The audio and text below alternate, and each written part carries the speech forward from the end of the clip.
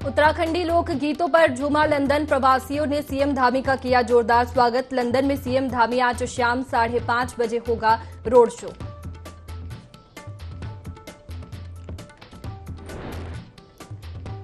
हरिद्वार सांसद रमेश पोखरियाल निशंक ने गांधी परिवार को हरिद्वार से चुनाव लड़ने की दी चुनौती। कहा, हरिद्वार में लोकसभा क्षेत्र का हुआ विकास, गांधी परिवार का कोई भी सदस्य आकर लड़ सकता है चुनाव।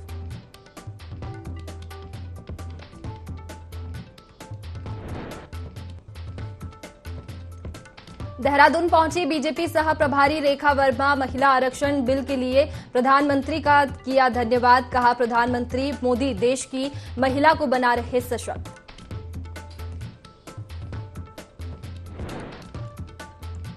रुड़की रेलवे स्टेशन पर पाकिस्तानी जायरीनों का पहुंचा जत्था। जत्थे में 107 पाकिस्तानी जायरीन शामिल। साबिर पाक दरगाह जाएंगे जायरीन।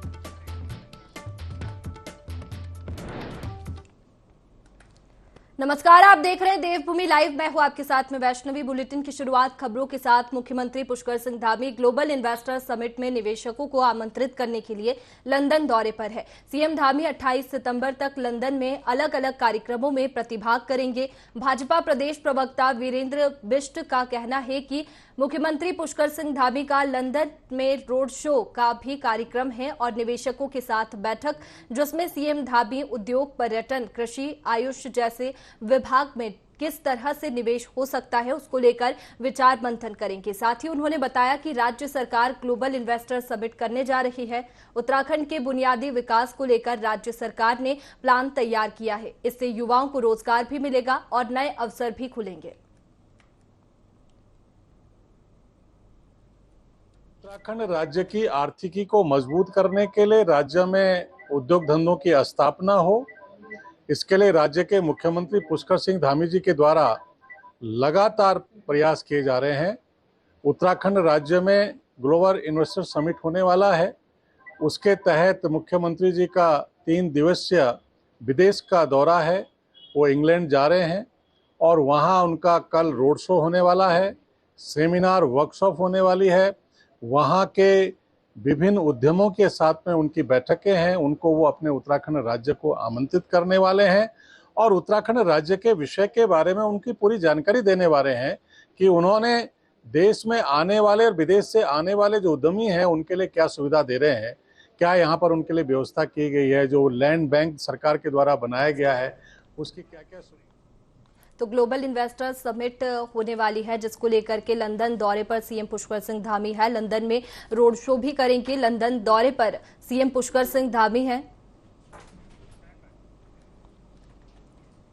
चलिए आगे बढ़ते हैं। राज्य आंदोलनकारी के 10% क्षैतिज आरक्षण को लेकर गठित प्रवर समिति का कार्यकाल खत्म हो रहा है, जबकि समिति रिपोर्ट देने की स्थिति में नहीं है। समिति को 15 दिन का समय दिया गया था, जिसकी अभी तक केवल एक ही बैठक हो पाई है। ऐसे में समिति ने मांग की है कि समिति का कार्यकाल 1 माह के लिए और बढ़ाया जाए। इस बात की जानकारी संसदीय कार्य मंत्री प्रेमचंद अग्रवाल ने दी है। वहीं इस पूरे प्रकरण पर कांग्रेस ने सरकार को कटघरे में खड़ा किया है। कांग्रेस ने कहा है कि राज्य आंदोलनकारियों के आरक्षण को लेकर सरकार कतई भी गंभीर नहीं है। सदन में जो आरक्षण का बिल लाया गया है वह केवल हाईकोर्ट के निर्देश पर लाया गया है। अब उससे बचने के लिए सरकार ने प्रवर समिति का गठन किया है।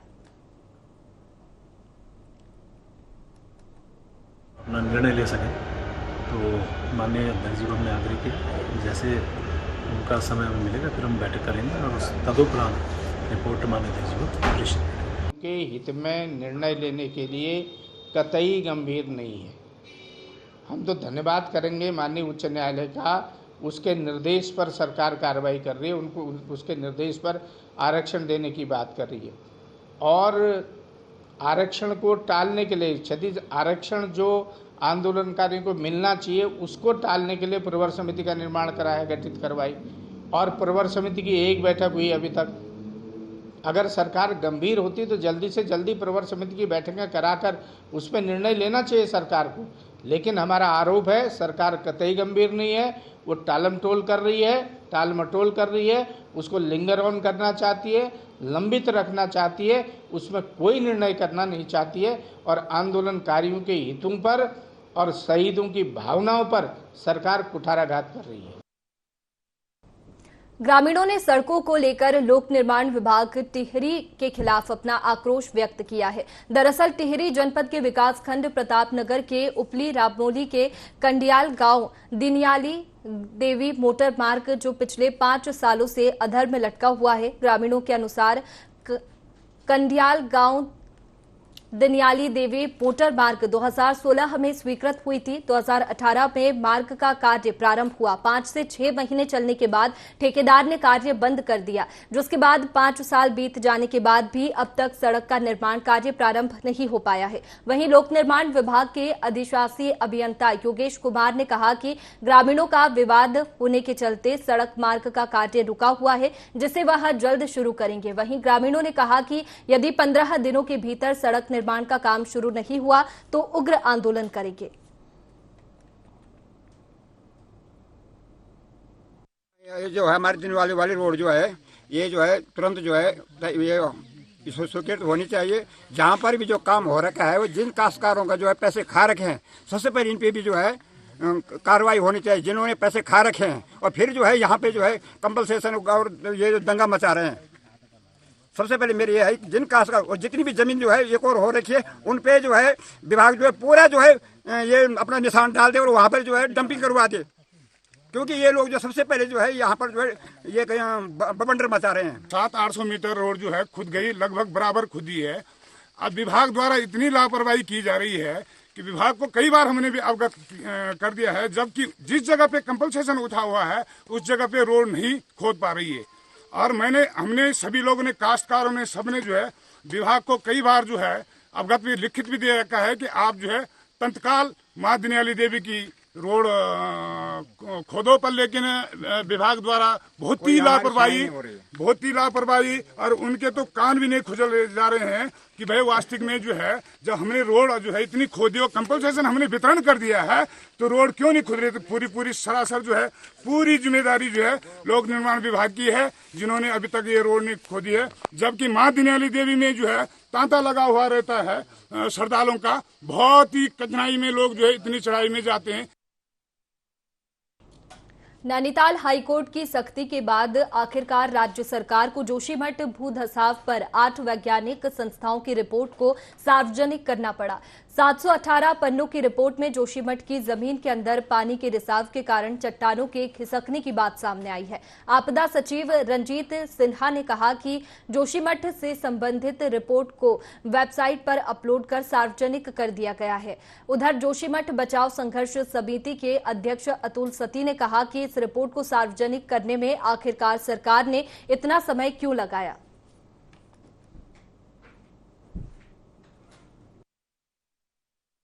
रिपोर्ट हमें प्राप्त हुई थी। 8 संस्थान जो भारत सरकार के हैं महत्वपूर्ण, जो कि लैंडस्लाइड या सब्सिडेंस में अपना काम करते हैं, उन सबसे जांच कराई गई थी। जांच के बाद जो रिपोर्ट आई उसका अध्ययन किया गया। अभी भी परीक्षण चल रहा है, अध्ययन चल रहा है।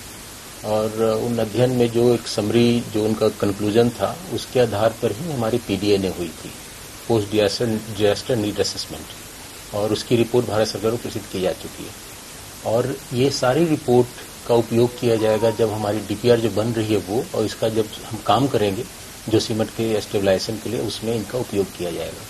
तो बहुत महत्वपूर्ण रिपोर्ट है, इसका अभी भी परीक्षण चल रहा है। और जो हमारी कार्यदायी संस्थाएं हैं पीडब्ल्यूडी इरिगेशन, उनसे भी ये रिपोर्ट शेयर की गई है ताकि जो भी डीपीआर बनाए उसमें इसका ख्याल रखें। जोशीमठ को लेकर के इस बीच मीडिया में बहुत सारी रिपोर्ट्स आ रही हैं जिनमें कहा जा रहा है कि जो वैज्ञानिक संस्थाओं ने अध्ययन किया था उनकी रिपोर्ट सार्वजनिक हो गई है। लेकिन अभी तक क्योंकि जोशीमठ बचाओ संघर्ष समिति को वो रिपोर्ट मिली नहीं है, तो हम जो मीडिया में जो रिपोर्ट्स आई है उसके आधार पर हम लोगों का ये कहना है कि पहली बात तो इस रिपोर्ट्स पर सवालिया निशान ये है कि इतने समय क्यों सरकार ने इसको लगाया। हम लगातार पिछले 6 महीनों से इन रिपोर्ट्स की मांग कर रहे थे कि इन्हें सार्वजनिक किया जाए। मुख्यमंत्री से वार्ता हुई हमारी अप्रैल में, और उस समय मुख्यमंत्री ने कहा कि तत्काल ये सार्वजनिक कर रहे हैं, लेकिन नहीं किया गया। और अभी भी जब किया गया है तो हाई कोर्ट के दबाव के बाद ये हुआ है। पुष्पांजलि रियल्म्स एंड इंफ्राटेक लिमिटेड के फरार डायरेक्टर राजपाल वालिया के ऊपर पुलिस ने 25,000 रुपए का इनाम जारी किया है। लंबे समय से फरार चल रहे पुष्पांजलि बिल्डर्स के मेंबर दीपक मित्तल और उनकी पत्नी राखी मित्तल की लोकेशन विदेश में बताई जा रही है, जिनके खिलाफ 50-50 हजार रुपए का इनाम चल रहा है। वहीं अब पुलिस ने राजपाल वालिया को भी इनाम अपराधी घोषित किया है।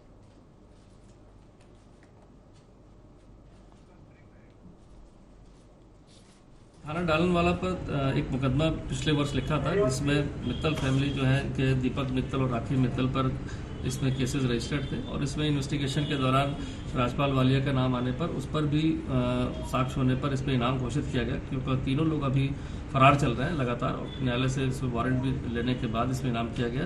राजपाल वालिया पर अब 25,000 का इनाम भी अभी घोषित किया गया है और ये दो लोग जो पहले पुरुष थे, इनका अभी पता चला था कि इंडिया में नहीं है, बाहर है, तो कल का सर्कुलर भी जारी है। अरेस्ट के लिए स्पेशली बताया गया है कि जब भी अगर जो इंडिया के बाहर है उसके लिए तो जो विधिवत कार्रवाई वो जारी है। अगर इंडिया में राजपाल वालिया के संबंध में कोई जानकारी आती उस संबंध में भी हमने स्पेशल जो हमारी CIU SOG की टीम है उसको लगाया। खबरों में आगे बढ़ेंगे। उत्तरकाशी जिला सहकारी बैंक और सहकारिता समिति की 54वीं सामान्य बैठक का आयोजन किया गया। जोशियाड़ा में ये एक निजी होटल में बैठक का आयोजन किया गया। इस बैठक में गंगोत्री विधायक सुरेश चौहान और पुरोला विधायक दुर्गेश्वर लाल ने भी प्रतिभाग किया। बैठक में जिला सहकारी बैंक का सालाना बजट भी पेश किया गया। इस मौके पर विधायक सुरेश चौहान ने किसानों को सहकारी बैंक और सहकारिता समिति के द्वारा दी जाने वाली सुविधाओं का फायदा उठाने की अपील की। वहीं विधायक पुरोला ने सहकारी समितियों को डिजिटल करने का प्रस्ताव रखा। इस बैठक में कर्मचारियों को मिलने वाली सुविधाओं पर भी चर्चा की गई और लोन रिकवरी पर भी विचार किया गया।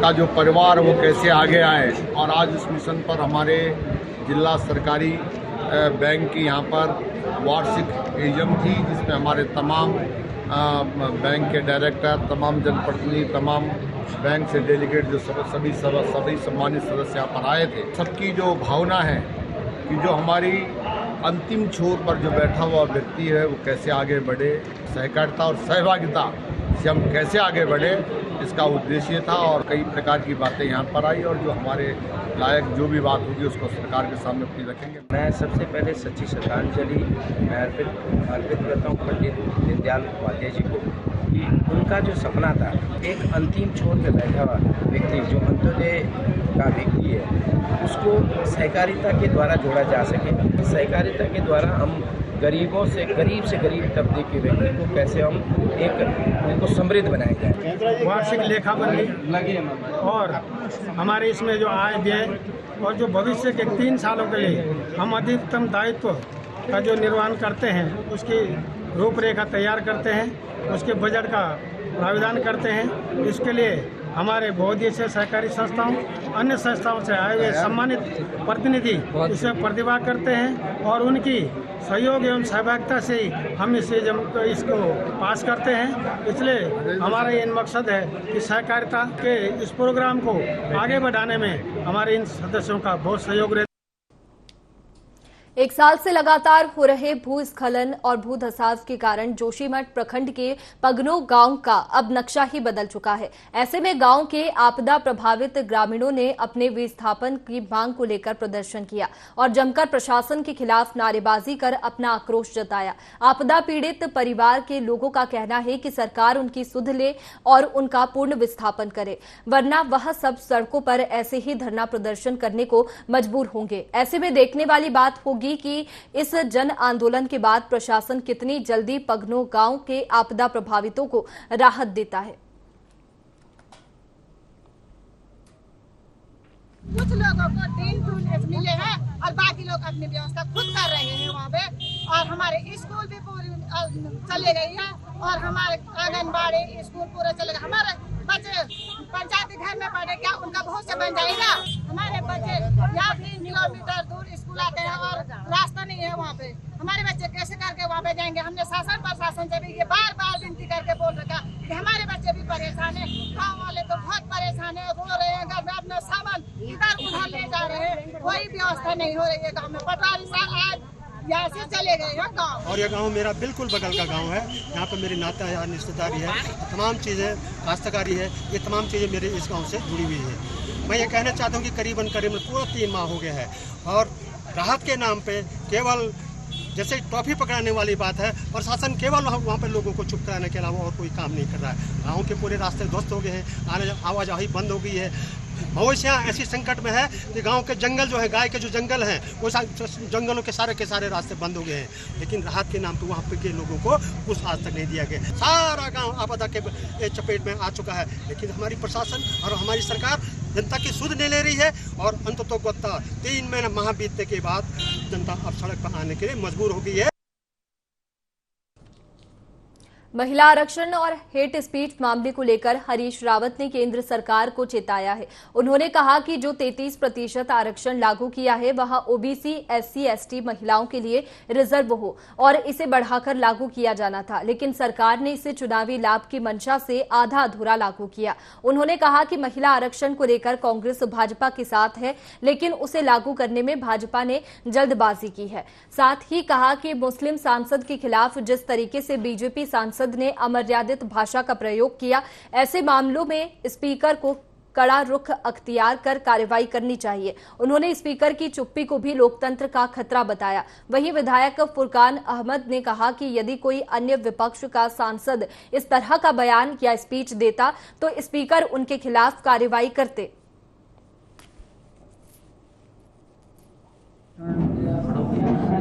कानून को जब कानून का रूप लेगा तो उसको आप जो है 2024 से ही लागू करिए। लोग ओबीसी और एससी एसटी की महिलाओं के लिए भी आप उसमें प्राविधान करें। भाजपा सांसद श्री रमेश बिधूड़ी का आचरण, जिस तरीके की हेट स्पीच भारत की संसद में उन्होंने दी है और जिस तरीके के अभद्र शब्दों का अपने सहयोगी के लिए टेररिस्ट आदि शब्दों का उपयोग किया है संसद के पटल पर, वो निंदनीय है। इस महिला आरक्षण बिल का विरोध करने वाली अगर कोई पार्टी थी तो सबसे अग्रणी भाजपा थी। इनके सारे काम जो हैं वो जुमले ही हैं। ये जो हेट स्पीच की जो मामला सामने आया है बिधूड़ी जी का, इसमें हमारे लोकतंत्र की भी साख दांव पे लग गई और माननीय अध्यक्ष जो है हमारे लोकसभा के स्पीकर, उनकी भी लग गई। जो एक बीजेपी के सांसद न, जो बीएसपी के सांसद थे दानिश अली जी, उन्हें बहुत कुछ गलत अल्फाज बोले। मान ऐसा नहीं होना चाहिए। मेरी मांग है कि भारतीय जनता पार्टी को उस सांसद के खिलाफ कार्रवाई करनी चाहिए। रुड़की में लोकतांत्रिक जन मोर्चा ने किसान महारैली का आयोजन किया, जिसमें हजारों किसान शामिल हुए। इस दौरान प्रधानमंत्री और मुख्यमंत्री के नाम एक ज्ञापन ज्वाइंट मजिस्ट्रेट को सौंपा गया। बता दें कि महारैली में शामिल वक्ताओं का कहना था कि किसानों की मांग को पूरा करने में सरकार जानबूझकर लेट लतीफी कर रही है, जिसे बर्दाश्त नहीं किया जाएगा।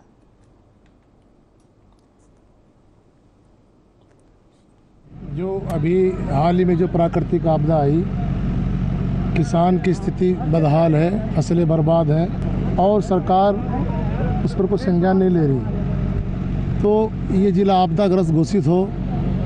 इसके साथ में हमारी बड़ी मांग है कि रुड़की जिला बने। ये मैं समझता हूँ न्यायोचित मांग है और रुड़की जिला बनने के सभी मानक पूरे भी करता है और सरकार से मांग कर रहे हैं कि किसानों की सुनो। ये अन्नदाता है, इसकी नहीं सुनेंगे और किसकी सुनेंगे। तो रुड़की जिला बने, युवाओं को रोजगार मिले, इस जनपद हरिद्वार को आपदाग्रस्त घोषित किया जाए, 15,000 रुपये प्रति बीघा मुआवजा दिया जाए, तमाम किसान और अन्य मजदूरों के बिजली के बिल 1 वर्ष के लिए माफ़ किया जाए। और हमने ज्ञापन के माध्यम से माननीय मुख्यमंत्री, माननीय प्रधानमंत्री जी को ये ज्ञापन हम देंगे। अब जाके तहसील में एसडीएम साहब इंतजार कर रहे और ये मांग हमें लगता है कि जनहित की मांग है। ये माननीय प्रधानमंत्री और मुख्यमंत्री जी को मान लेनी चाहिए। इसमें कई मांगे थी उनकी। सबसे पहले रुड़की को जिला बनाओ, किसानों का कर्जा माफ़ हो और जो आपदा अभी हरिद्वार जिले में आई है उसे आपदा क्षेत्र घोषित किया जाए। तो हमने भी यहाँ पहुंचकर भारतीय किसान यूनियन एकता का मैं राष्ट्रीय अध्यक्ष हूँ, हमने यहाँ पर आकर उनको समर्थन दिया है इन सभी मांगों पर। और आज सरकार को एक चेतावनी थी, अगर सरकार नहीं मानती तो आने वाले समय में सरकार का विरोध किया जाएगा। केंद्र और राज्य सरकार जैविक उत्पादों के साथ मिलेट्स को बढ़ावा दे रही है। हरिद्वार के भूपतवाला क्षेत्र में जैविक उत्पाद और मिलेट्स का जिले में पहला आउटलेट खोला गया है। कृषि मंत्री गणेश जोशी और सांसद रमेश पोखरियाल निशंक ने 3K कैलाश गंगा जैविक केंद्र का उद्घाटन किया। गणेश जोशी ने कहा कि प्रधानमंत्री नरेंद्र मोदी की पहल पर विश्व के कई देशों में मिलेट्स को अपनाया जा रहा है। राज्य सरकार भी मिलेट्स और जैविक उत्पादों को बढ़ावा देने के लिए कई योजनाएं चला रही है। आज प्रधानमंत्री कृषि विकास योजना के तहत ये आउटलेट आज यहाँ पर खोला गया है। दूसरा आउटलेट हम रुड़की में खोल रहे हैं जिले में, और इसके माध्यम से जितने हमारे उत्पाद हैं, विशेषकर जो हमारा श्री अन्न है मिलेट्स, आज उसकी इतनी डिमांड है और उसको अंतर्राष्ट्रीय अगर पहचान मिली है तो नरेंद्र मोदी जी के कारण मिली है। आज हमारी सरकार ने भी 73 करोड़ रुपया मिलेट्स मिशन के लिए रखा है। जहाँ अन्य बीजों में हम 50% की सब्सिडी देते हैं, इसमें हम 30% सब्सिडी एक्स्ट्रा देते हैं, 80% सब्सिडी दे रहे हैं। और इसलिए आज लोग श्री अन्न की ओर आ रहे हैं, ऑर्गेनिक फूड की ओर आ रहे हैं। और मुझे पूरा भरोसा है कि ये आउटलेट, क्योंकि यहाँ पर भारी संख्या में तीर्थयात्री यहाँ पर आते हैं, यहाँ से जब यहाँ के उत्पाद लेकर जाएंगे उसका प्रचार प्रसार होगा। डिमरी धार्मिक केंद्रीय पंचायत की ओर से देव ऋषि नारद जन्मोत्सव का आयोजन किया गया। अलकनंदा के पास स्थित नारद शिला में श्री बद्रीनाथ मंदिर के मुख्य पुजारी ईश्वरी प्रसाद नंबूदरी रावल ने पूजन किया। इस अवसर पर आर्मी बैंड के साथ कलश यात्रा निकाली गई। इस दौरान मंदिर समिति के नायब रावल अमरनाथ नंबूदरी, उपाध्यक्ष किशोर पवार, डिमरी पंचायत अध्यक्ष आशुतोष डिमरी, उपाध्यक्ष भास्कर डिमरी, भगवती प्रसाद डिमरी समेत कई लोग उपस्थित रहे।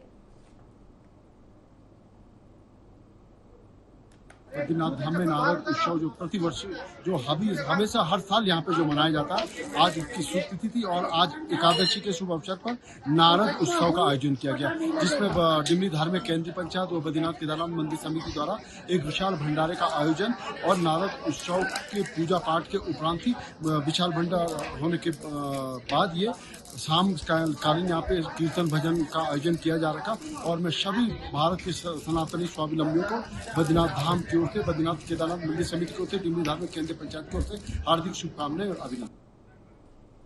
फिलहाल देवभूमि लाइव में इतना ही। खबरों का सिलसिला जारी रहेगा। बने रहिए IND 24 पर। नमस्कार।